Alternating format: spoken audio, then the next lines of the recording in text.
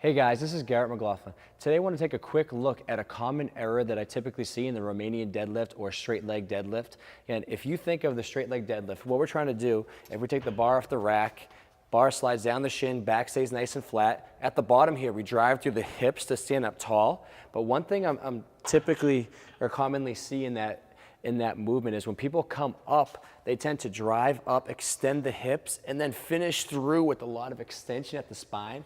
Typically, the Romanian deadlift is a hip dominant, hip hinging exercise. So what we want to do there is drive through the hips, but not necessarily extend the spine through the top, because then we get a lot of compression through the lumbar spine, the lumbar discs and lumbar vertebrae.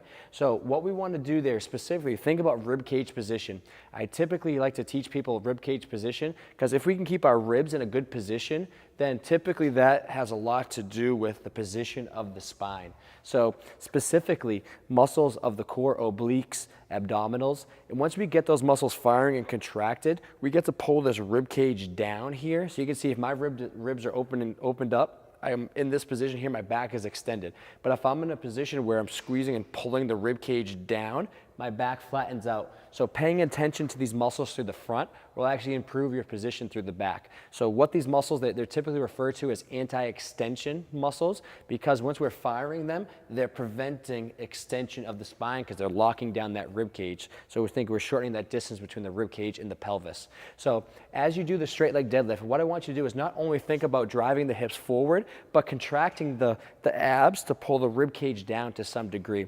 So what that looks like is here. So from the top, I'm squeezing my glutes, I'm squeezing my abs, I'm slightly contracting and pulling that rib cage down. Bar goes down the shins. I'm still holding and firing that rib cage and the abs to pull that ribs down. And I'm gonna drive up, stay tall. Then I can feel a lot of abs and core there as I go through that motion. And then I can go back again. So again, big thing, can take a look in the mirror next time you go through the RDL straight leg deadlift. Very important to control rib cage position, which has a big influence on lumbar spine position.